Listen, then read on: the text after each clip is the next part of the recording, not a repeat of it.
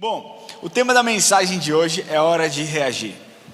Sabe que Deus tem ministrado muito ao meu coração ao longo dos últimos meses, porque eu tenho perguntado ao Senhor, Deus, o que tem acontecido com a humanidade? Onde que nós vamos parar?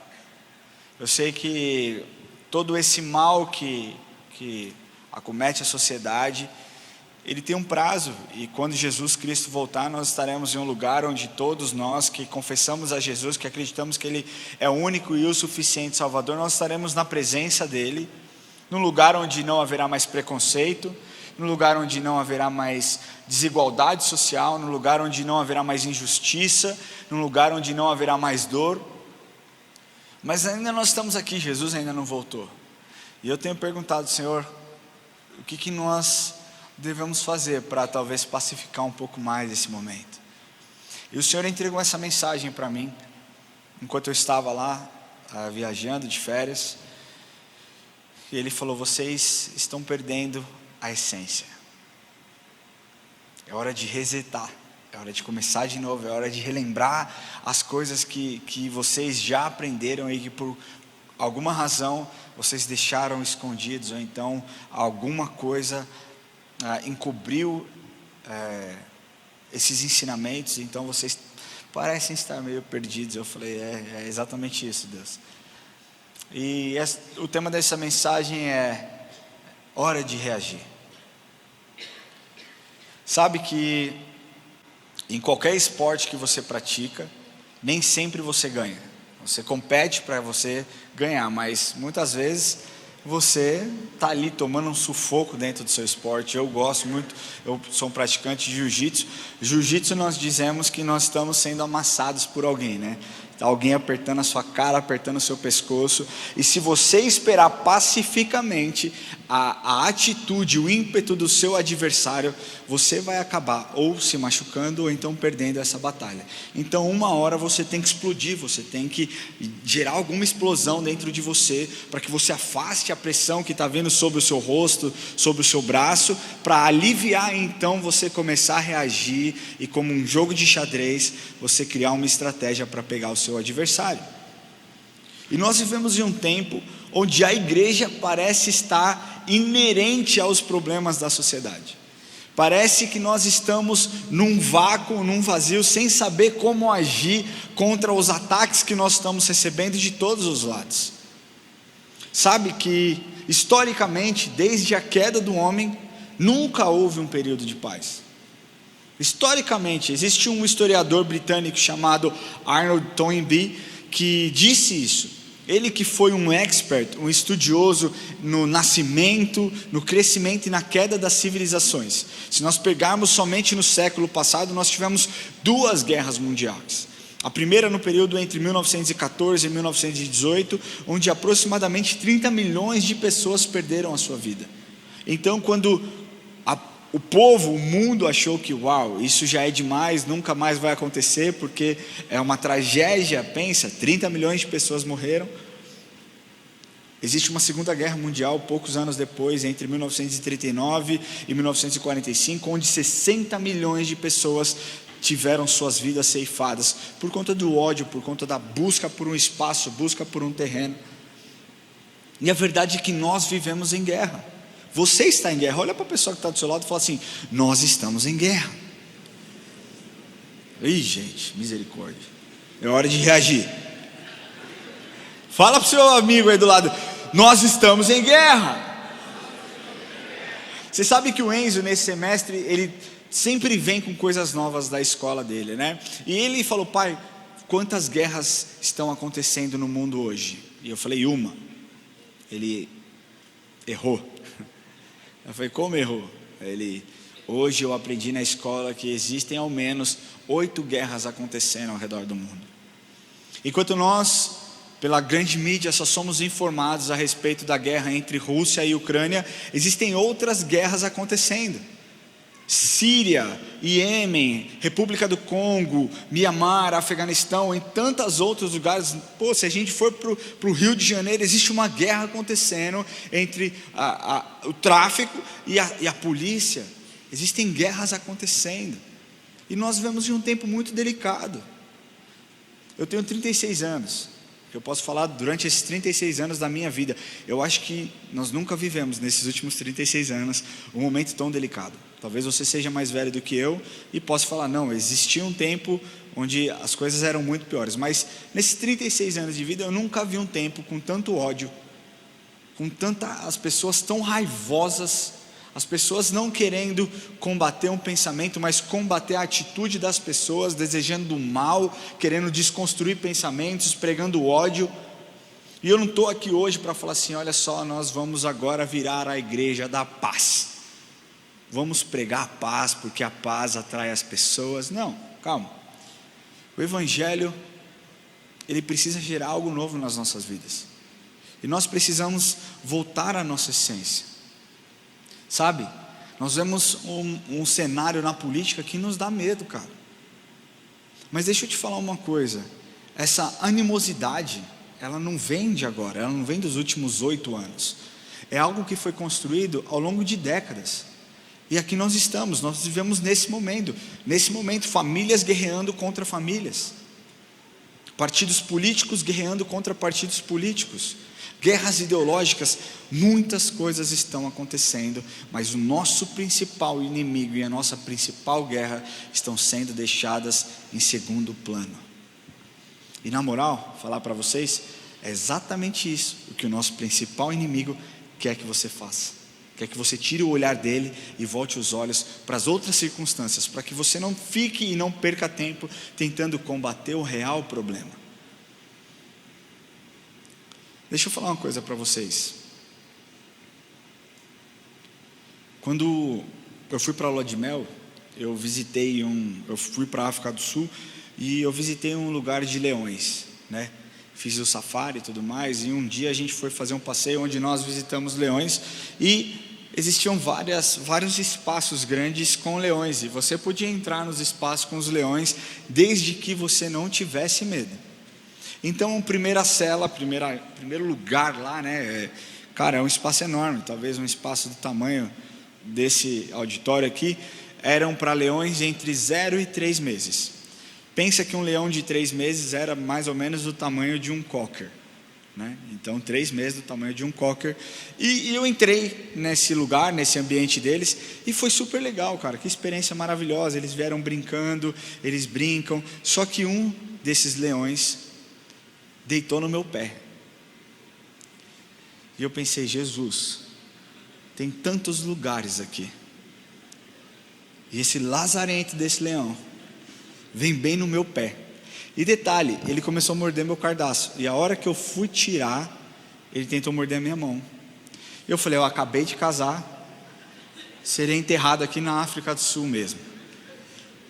Mas o guia que estava ali conseguiu distrair o leão, eu consegui tirar o meu pé e ficou tudo bem. E ele falou, vamos para a próxima, leões de 4 a 6 meses. Eu falei, nem a pau, velho. Não, é tranquilo, olha só, ele nem tem juba. Eu falei, não tem juba, mas tem dente. Quem morde não é a juba, é o dente. Você entende isso, né? Enfim, só que um leão de 6 meses já é um leão do tamanho de um cachorro de grande porte, do tamanho de um São Bernardo, por exemplo. É o tamanho de um leão de 6 meses, a única coisa é que ele não tem juba. Sabe por que eu não entrei naquele lugar? Porque ele disse o seguinte para mim, você pode entrar, é seguro desde que você não tenha medo, porque se você tiver medo, o leão vai sentir, ele vai te atacar. Como eu não sou tonto, eu não entrei, e eu fiquei fora. Sabe por quê? Porque eu tenho noção que com um leão de 3 meses eu consigo me defender. Com um leão de 6 meses eu não iria conseguir me defender. E o estrago que ele poderia causar na minha vida era enorme. Só que eu só pude tomar essa decisão porque eu sabia do que um leão é capaz de fazer. Você só consegue reagir em uma guerra se você souber contra quem, contra o quê e qual é o motivo dessa guerra. E eu acho que é nisso que nós estamos perdidos. Nós não sabemos contra quem, nós não sabemos o porquê das nossas dificuldades e quem é o nosso real inimigo. E eu quero começar esse culto, essa mensagem, já vou entrar nos pontos, fazendo uma pergunta para você: quem é o seu inimigo no dia de hoje? Pode falar aí.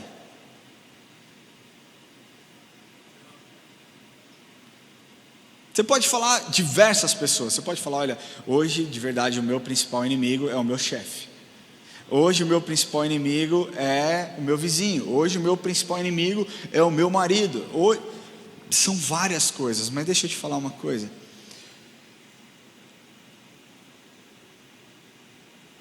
Nós precisamos entender quem de fato está manipulando as pessoas que nos fazem mal. Você entende isso? Porque às vezes nós olhamos para uma pessoa que está nos machucando, para alguém que está nos ofendendo, e nós desejamos coisas ruins para elas, não é verdade? Você é ser humano, eu não estou falando que isso é certo, isso é errado. Mas você olha e você fala: Senhor, pode promovê-lo ao céu, ou então rebaixá-lo, só tira ele do meu caminho, né? Mas nós não entendemos quem está por trás, quem está manipulando essas pessoas que tanto nos ofendem. Alguns acreditam que estão lutando por um ideal, contra um sistema político, contra uma ideologia. E deixa eu te falar, você pode lutar contra quem você quiser, é um direito seu. Mas hoje eu preciso te lembrar que existe um inimigo que tem manipulado pessoas e tem causado muitos danos em vida de pessoas. E o objetivo dele é causar um dano na sua vida, na sua alma, para sempre.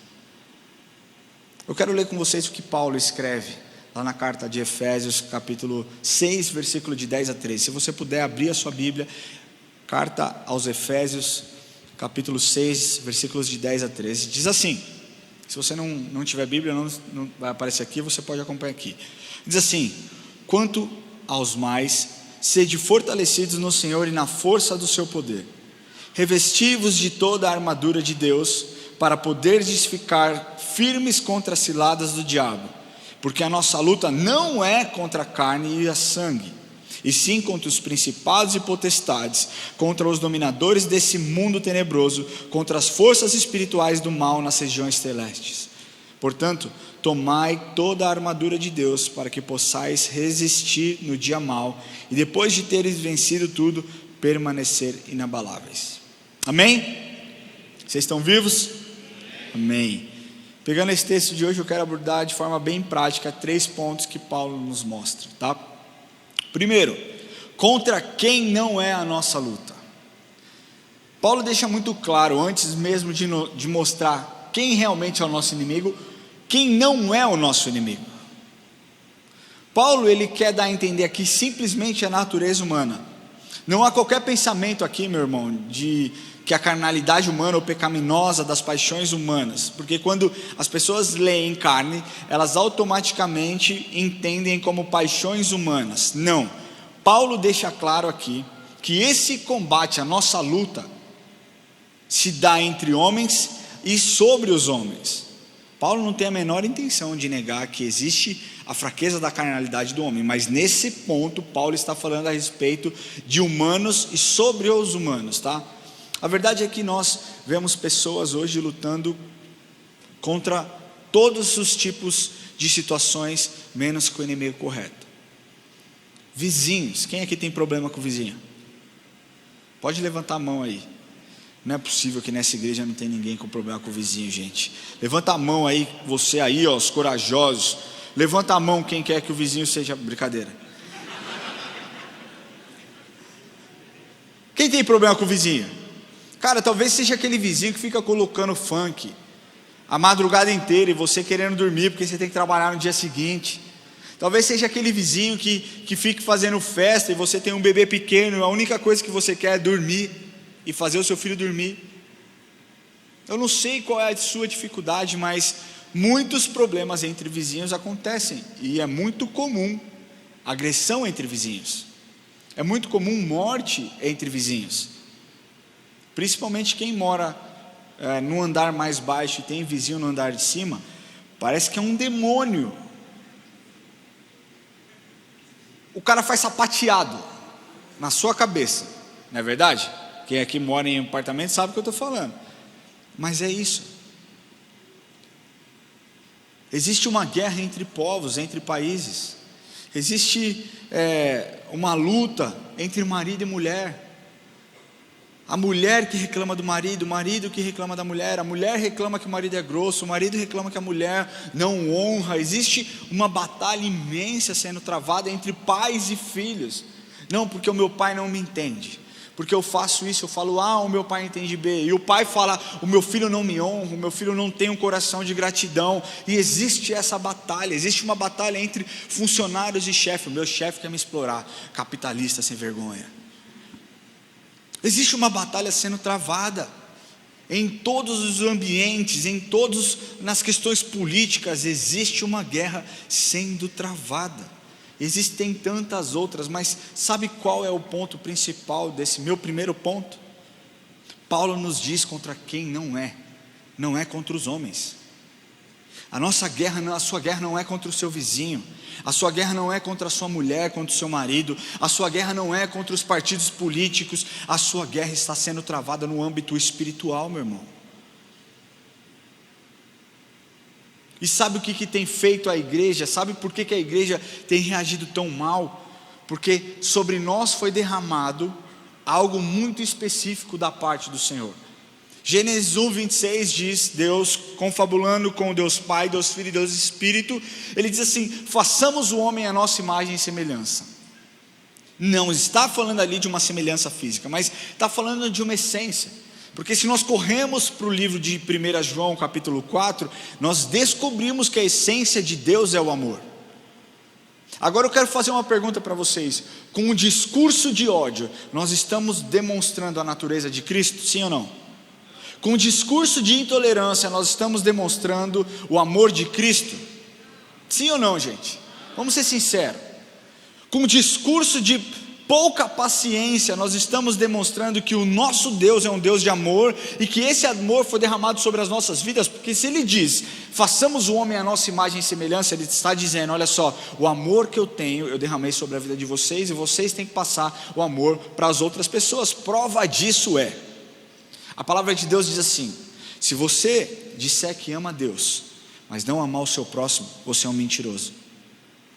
Agora, como que você ama alguém se você quer falar mal dessa pessoa, falar mal das suas atitudes, falar mal de quem ela é? Preste atenção onde eu vou chegar, porque eu não estou fazendo um discurso de inclusão a qualquer custo, não é isso. O que eu quero te mostrar é que a igreja tem se perdido e tem lutado contra o inimigo errado.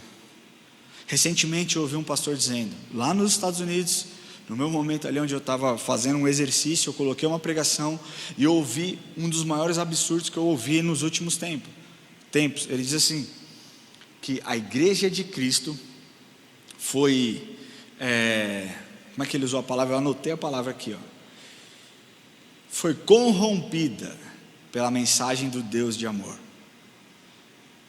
falei, como é que é? Calma aí, gente, por Deus do céu, eu voltei, porque eu falei, eu acho que eu entendi errado, deve ser corrigida pelo Deus de amor, sei lá, corrompida não, vamos voltar, porque se nós estivermos agindo em amor, nós teríamos esse templo aqui lotado de pessoas.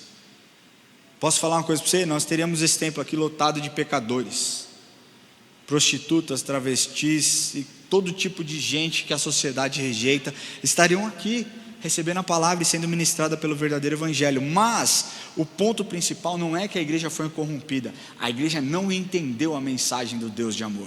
Quantos têm filhos aqui? Deixa eu te falar uma coisa, você ama o seu filho incondicionalmente, amém?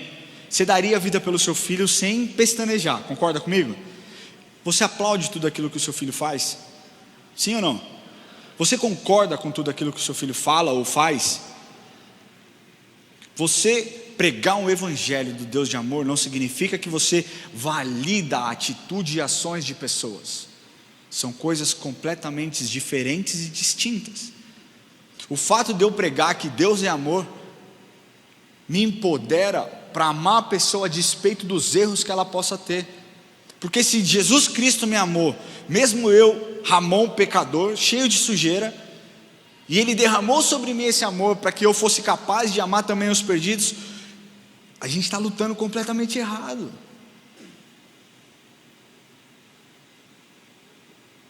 Quem ama educa, quem ama corrige, Quem ama busca restauração, busca arrependimento. Quem ama busca transformação de vida.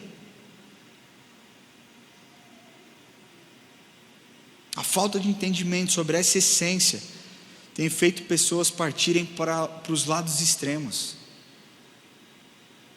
Pecador, você não é bem-vindo aqui. Se Jesus, se eu fosse Deus, eu faria igual Noé fez. Cara, peraí, irmão, porque se Deus fizesse igual fez na época de Noé, eu iria junto, você iria junto, todos nós seríamos, cara, mortos. Ou existe algum justo aqui? Justo assim, santo perante Deus?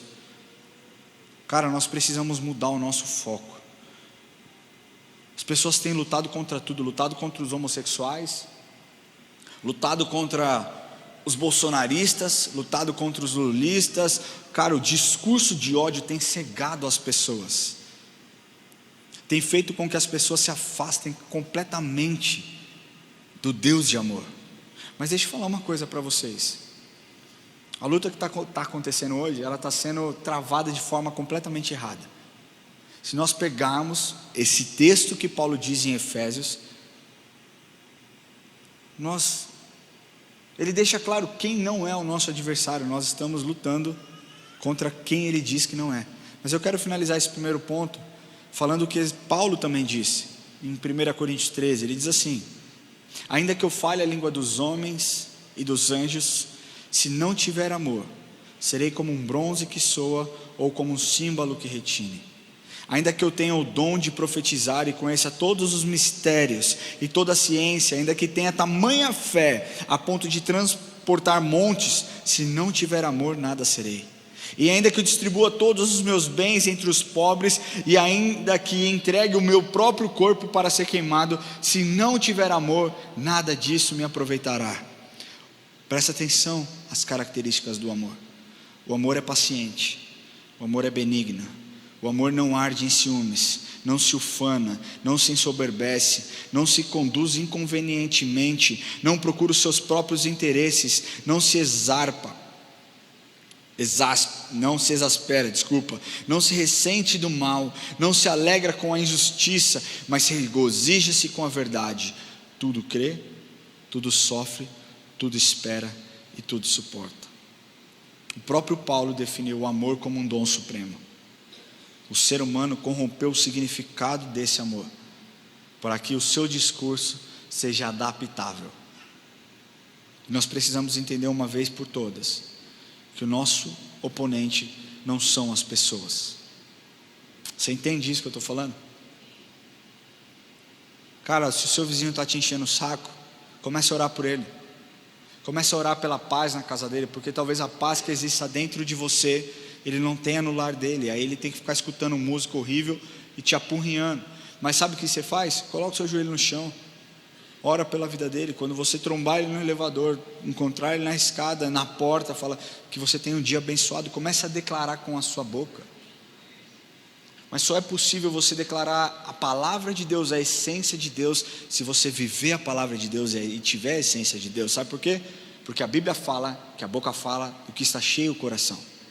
Se o seu coração estiver cheio de amor, as palavras que sairão da sua boca serão palavras doces, serão palavras de amor, serão palavras que trarão conforto, mas confrontarão o pecado. Nós não podemos nos calar diante do pecado, mas nós temos que ser estratégicos e entender o que falar. Não é com ódio que nós traremos as pessoas para dentro deste lugar. Venha como você está, mas não permaneça do mesmo jeito. Uma vez que você entender isso, meu irmão, que a sua luta não é contra pessoas, a sua ira não se voltará contra essas pessoas, mas se voltará contra aqueles que têm manipulado essas pessoas. Amém? O segundo ponto que Paulo nos ensina é contra quem de fato é a nossa luta. Se nós pegarmos no versículo 12, ele diz assim: ela é contra os principados e potestades, contra os dominadores deste mundo tenebroso, contra as forças espirituais do mal nas regiões celestes. Paulo, depois de nos mostrar quem não é o nosso inimigo, nos mostra contra quem nós devemos lutar. Sabe quem é o seu inimigo? Fala para mim, quem é o seu inimigo? Não é o seu vizinho, é o diabo. O diabo de fato é o seu inimigo.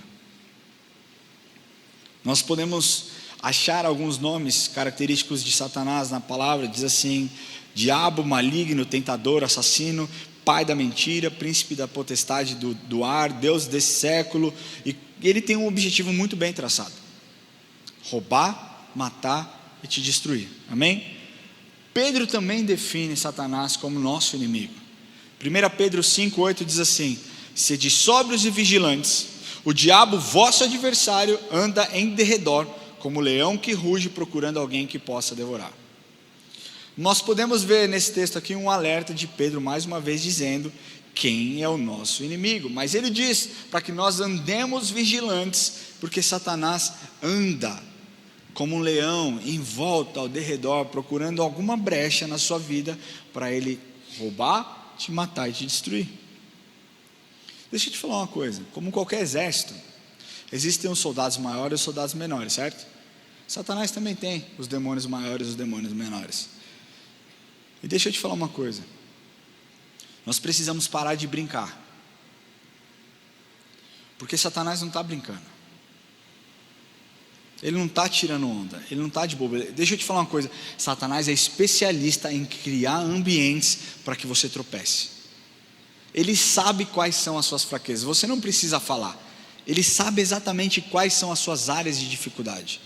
Ele sabe se você é um mulherengo, ele sabe se você é uma fofoqueira, ele sabe se você é um interesseiro, ele sabe se você é um ganancioso, ele sabe absolutamente todas as coisas, e o intuito dele é criar um ambiente para que você tropece. Então vamos dizer que você tem problemas com a bebida. Ele não vai te tentar, meu querido, com água de coco. Ele vai te tentar com bebida. Ele vai te proporcionar ambientes. Vem cá, meu irmão, vamos fazer um happy hour. A galera da empresa vai ter um happy hour, vai ter uma festa. Ele vai criar ambientes para que você tropece, para que você seja humilhado, para que você seja exposto. E posso falar uma coisa: ele tem conseguido cada vez mais, e toda vez que você cai, ele ri da sua cara. Ele fala: você sabia e você caiu. Como um patinho, você sabia e você caiu. Deixa eu te falar uma coisa: o diabo não é seu amigo, não.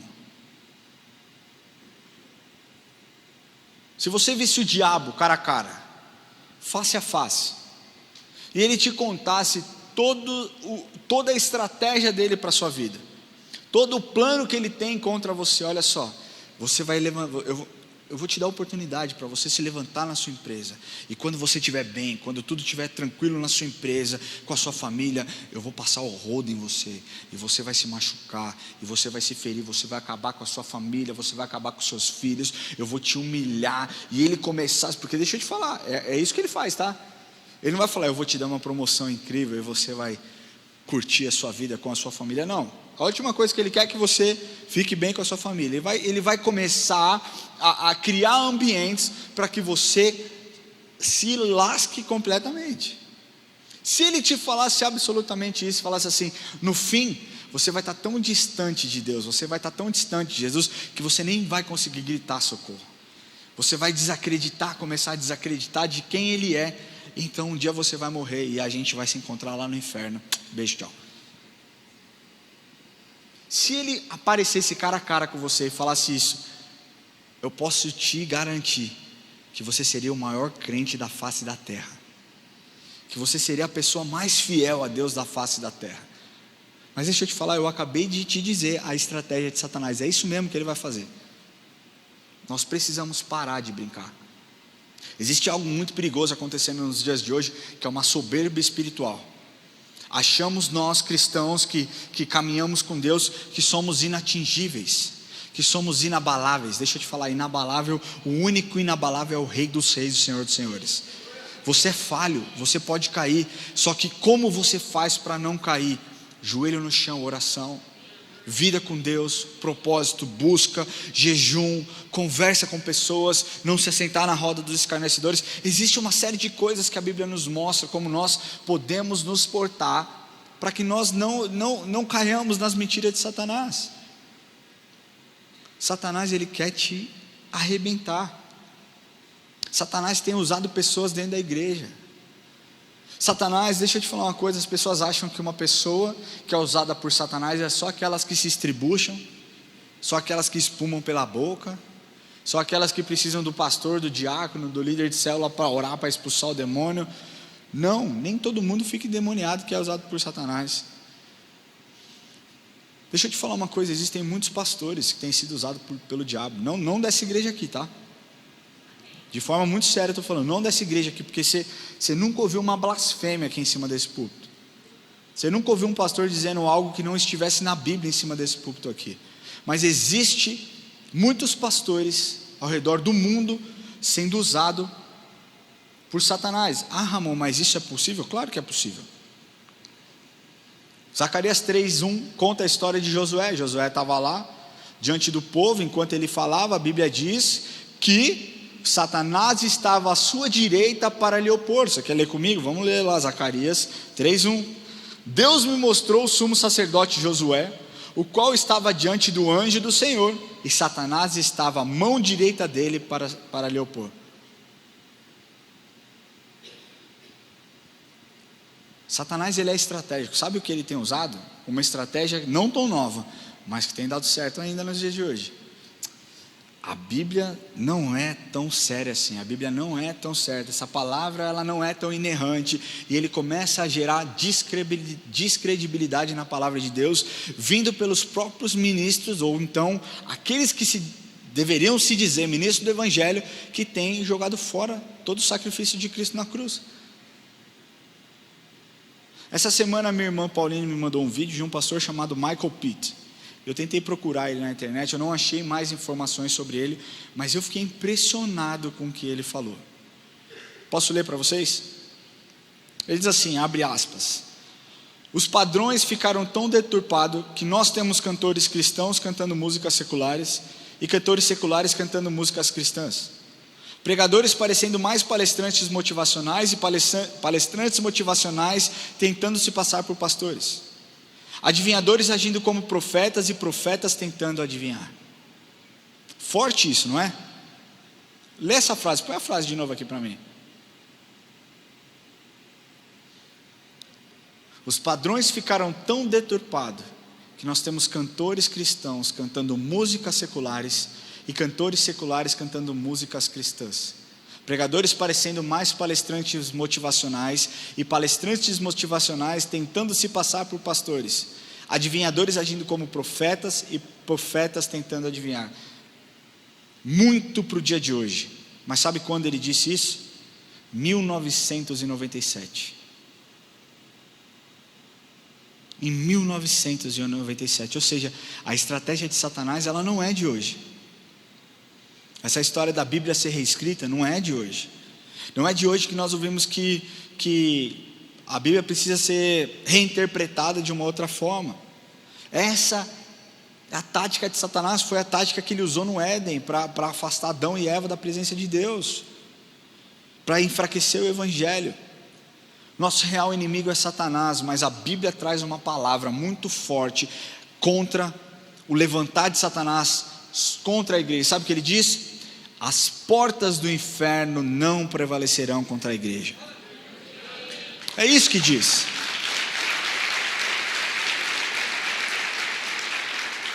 Que é isso que nós precisamos entender.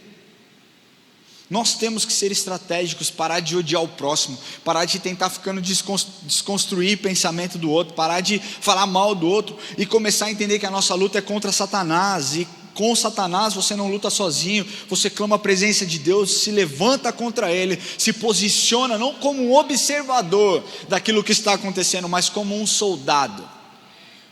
Você não vai cruzar o braço e falar, deixa eu ver, interessante, essa pessoa se ferrou. Você vai falar, cara, essa pessoa se ferrou, vem cá meu irmão, vou te ajudar a te levantar, e nós juntos vamos louvar o Senhor, porque o Senhor é bom o tempo todo, e nós vamos envergonhar o Satanás, porque nós vamos dizer com as nossas bocas, você perdeu, você perdeu. Terceiro ponto, e último ponto dessa mensagem, é que é hora de reagir. Você já entendeu contra quem não é a sua luta? Você já entendeu quem é o seu real adversário? Quem? Ah, meu querido, ou você não entendeu ou você está dormindo aí. Quem é o seu real adversário? Satanás, diabo, capiroto, esquerdão, seja lá como você chamar. Aí, não vai levar para o lado da política, hein? Ô Wesley, vem cá. O Wesley é meu amigo de 400 anos. A gente tinha um amigo, estou falando há quantos anos? 30 anos atrás, sei lá.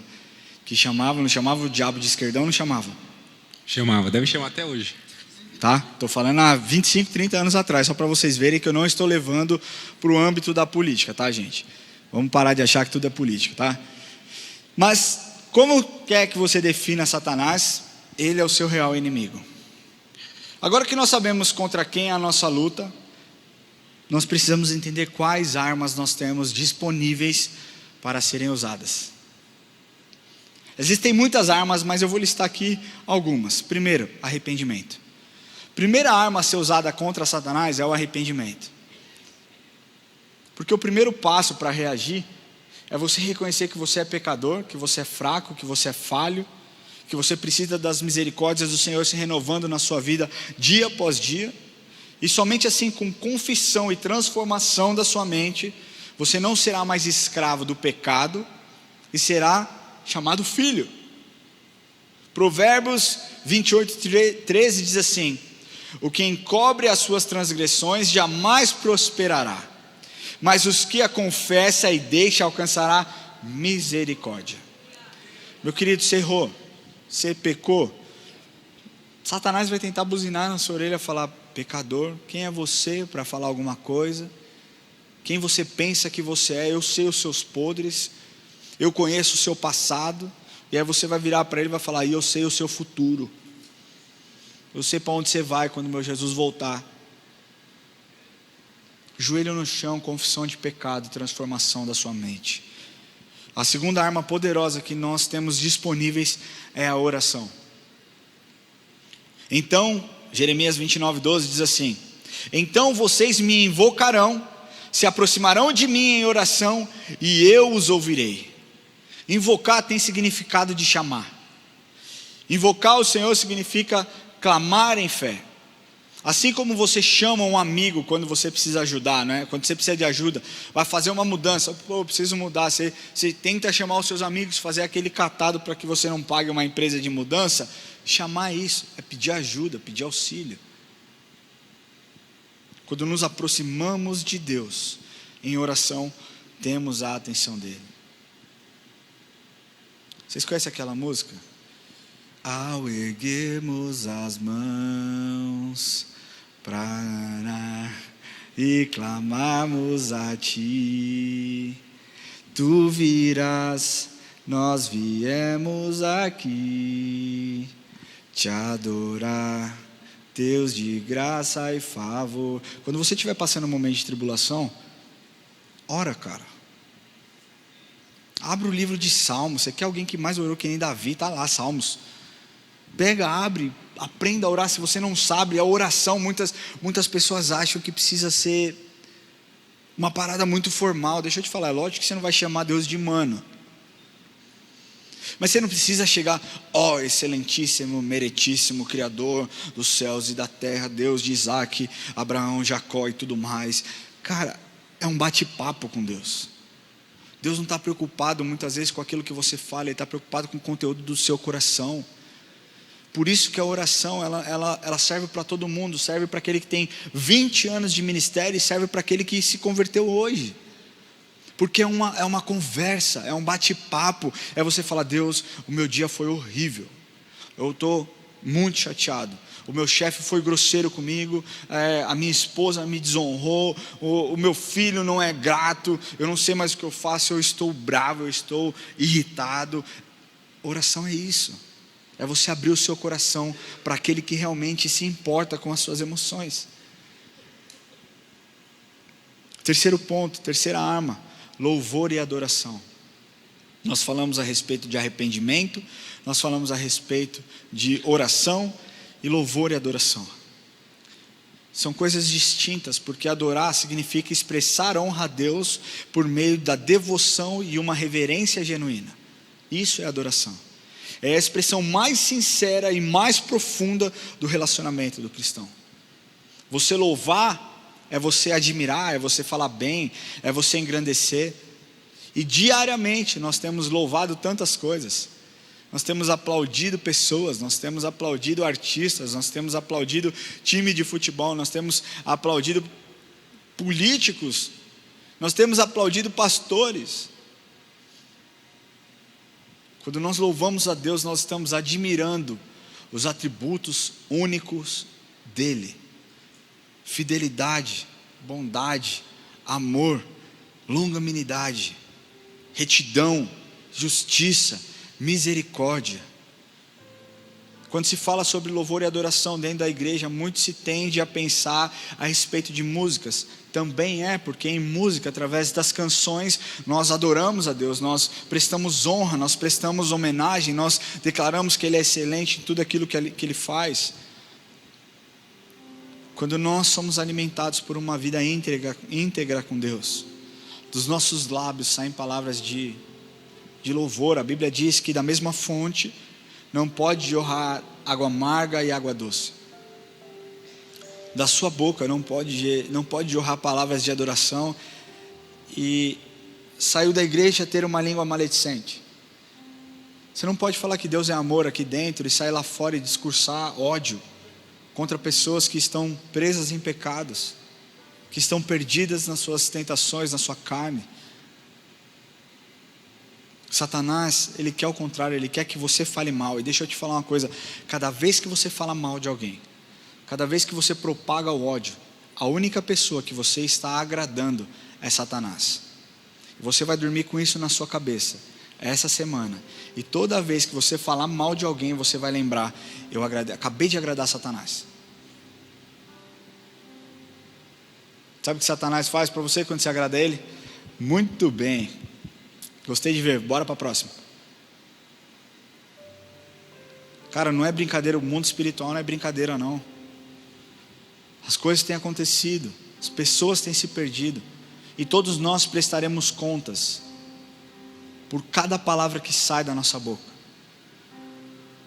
por cada sentimento por nós gerado na vida de outras pessoas, por conta de uma fofoca que você fez. Pare de falar dos outros e comece a adorar a Deus. Deixa eu te falar, no começo desse ano aqui eu estava muito machucado por conta de atitudes de outras igrejas. Eu falava: Deus, isso não pode ser o corpo de Cristo. Não é assim. Nós temos uma visão tão legal aqui na Church de somar, de ajudar outros ministérios, e nós vemos outros ministérios tentando basicamente nos derrubar, cara, vindo aqui na frente da nossa igreja, buscando ovelhas. Sabe o que Deus me falou? Ramon, você vai fechar sua boca e você vai fazer o que eu te chamei para fazer, que é pregar o evangelho. Eu trato com as pessoas, eu trato com a liderança, você prega. Você entendeu? Eu falei: entendi, Senhor. E posso falar uma coisa? Quando isso aconteceu, quando Deus falou no meu coração, eu compartilhei com a Érica, compartilhei com o Lucas, saiu um peso das minhas costas, saiu um sentimento, uma raiva que estava no meu coração. E hoje, quando as pessoas muitas vezes vêm comentar a respeito de outros ministérios, eu falo: irmão, vamos orar por essa igreja, vamos orar para que Deus invada aquele lugar e para que Deus transforme o coração, se precisar ser transformado, daqueles que estão à frente dessa igreja. Nós somos falhos e nós precisamos exercer misericórdia na vida das pessoas também. E o quarta e última arma que eu quero falar para você, não menos importante, tá? Não é porque está em quarto que é o menos importante, é o poder de Deus.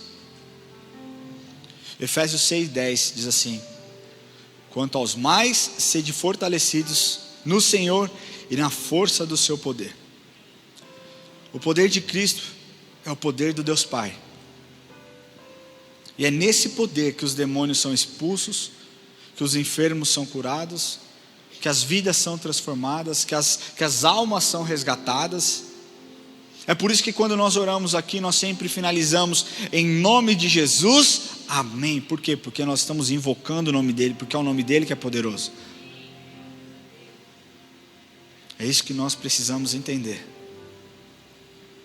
Ele detém o poder.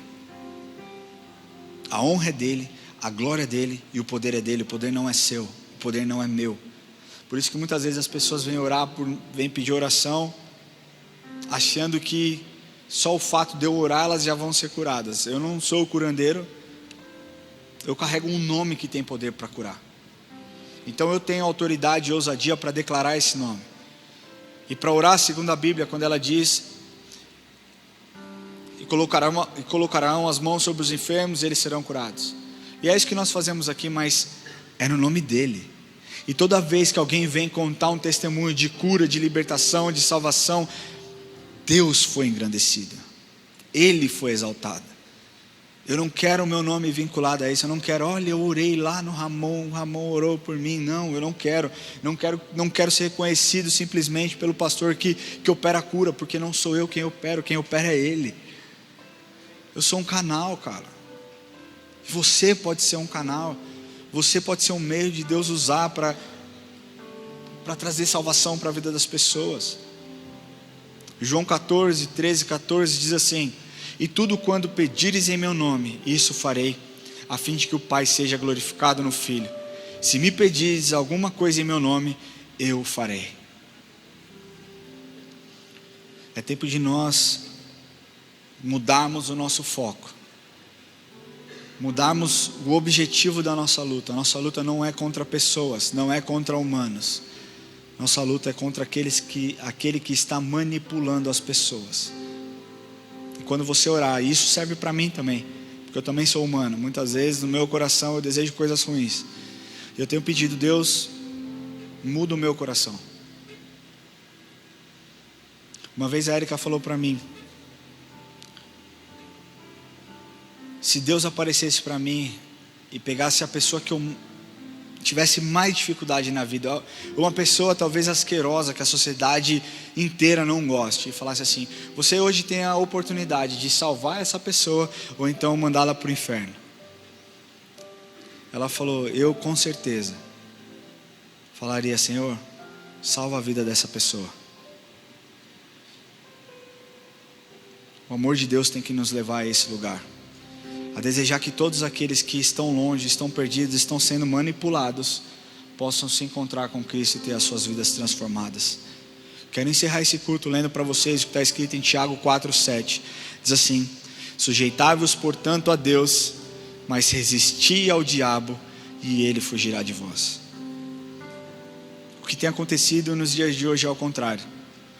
As pessoas estão se sujeitando ao diabo e resistindo a Deus. Nós precisamos quebrar isso. Eu queria pedir que você feche seus olhos e abaixe sua cabeça, e nós vamos orar.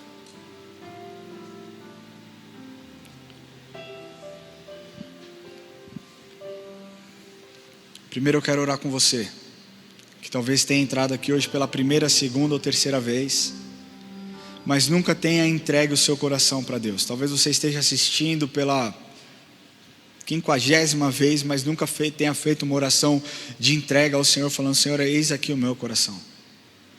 Hoje você entendeu que para você usar essas armas, você só consegue usar essas armas se você tiver relacionamento com Ele.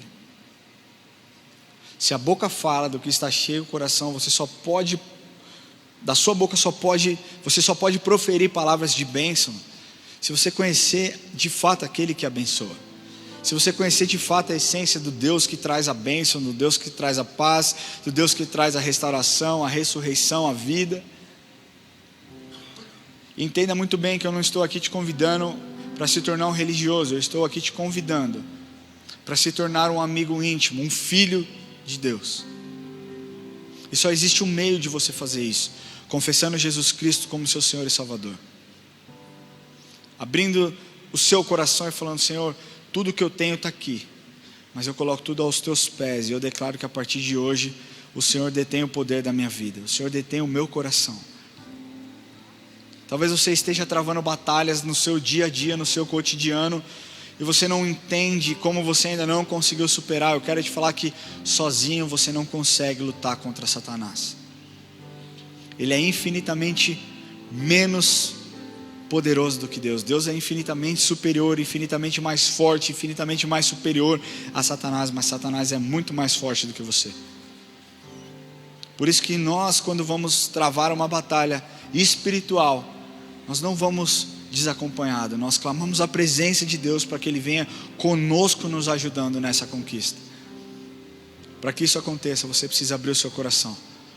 E eu quero perguntar se existe alguém aqui hoje que deseja fazer uma oração de entrega e dizer: Senhor, aqui está o meu coração. Eu não aguento mais andar sozinho, eu não aguento mais me sentir perdido, eu não aguento mais perder as guerras, eu quero reagir, e o meu primeiro passo é o arrependimento, e eu quero declarar com a minha boca que o Senhor é o meu Salvador. Existe alguém que deseja fazer essa oração? Levante a sua mão onde você estiver e nós vamos orar. Fique com a sua mão levantada que nós vamos orar. Glória a Deus pela sua vida. Existe mais alguém que deseja fazer essa oração? Glória a Deus pela sua vida. Se você deseja fazer essa oração, não fique envergonhado no seu lugar. Glória a Deus pela sua vida aqui também. É tempo de você se levantar, é hora de reagir. É hora de reagir.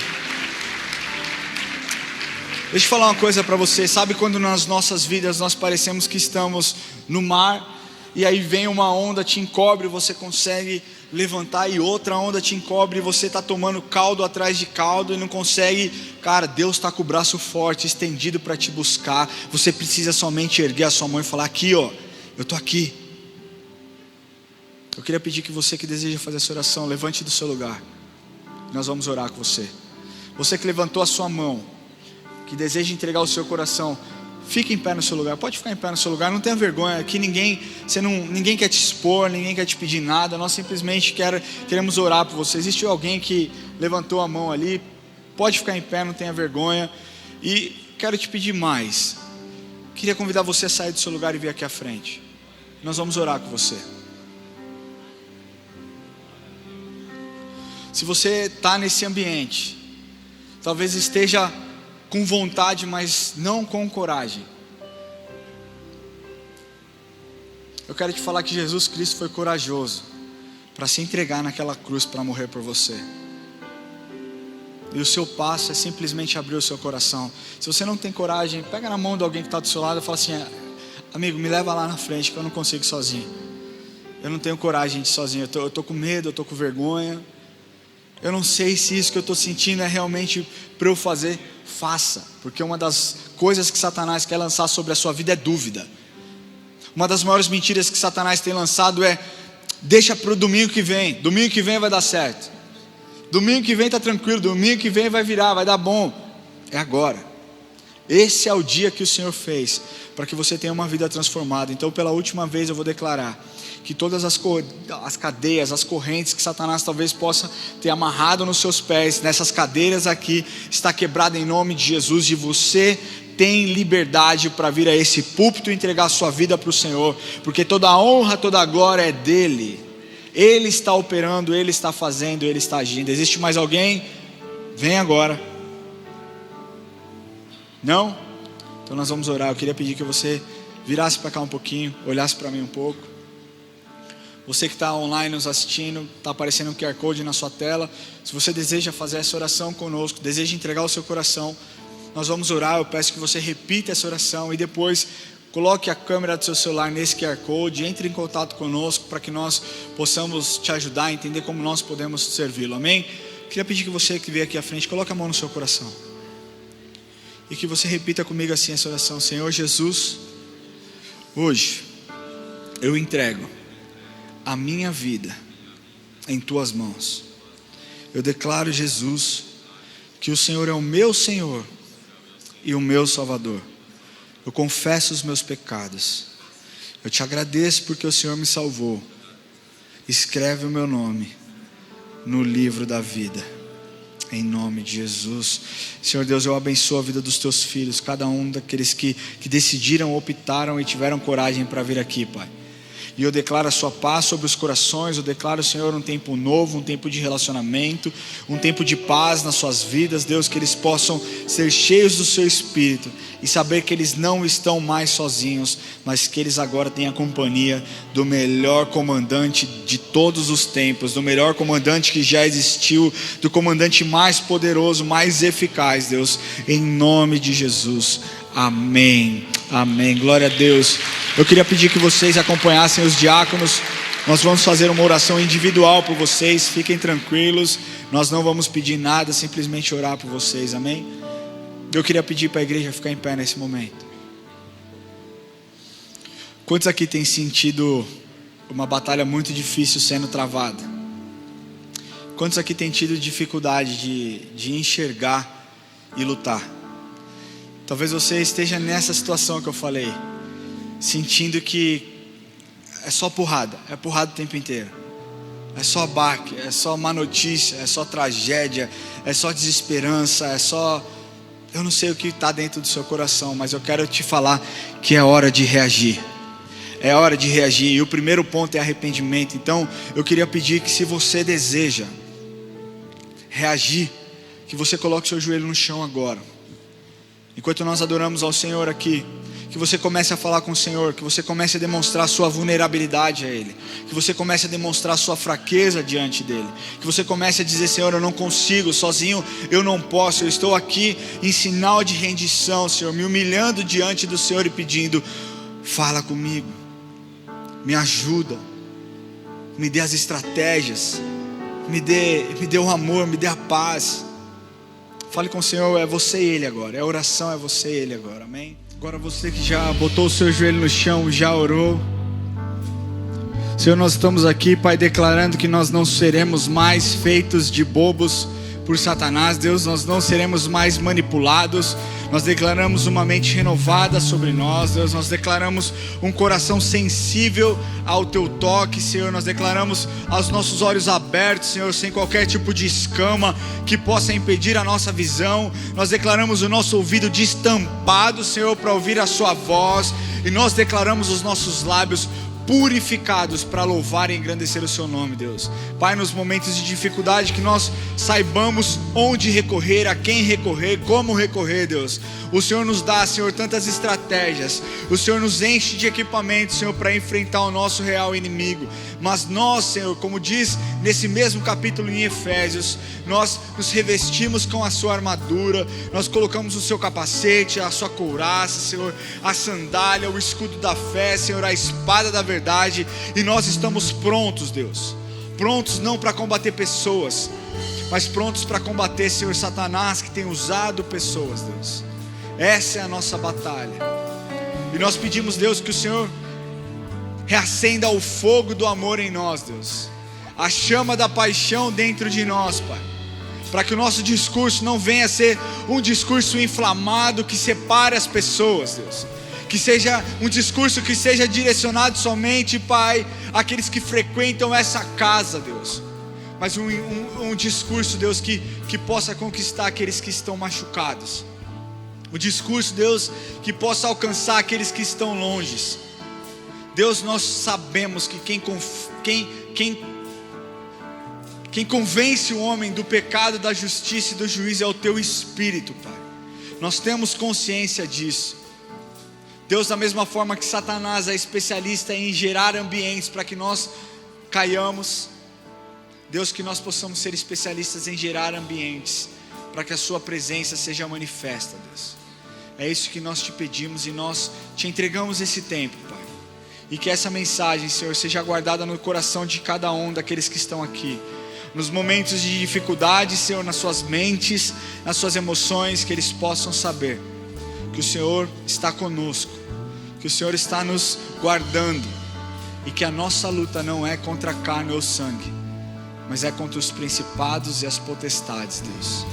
Nós Te louvamos por esse tempo, e nós encerramos esse culto orando, Pai. Pai nosso que estás no céu, santificado seja o Teu nome. Venha a nós o Teu reino e seja feita a Tua vontade, assim na terra como no céu.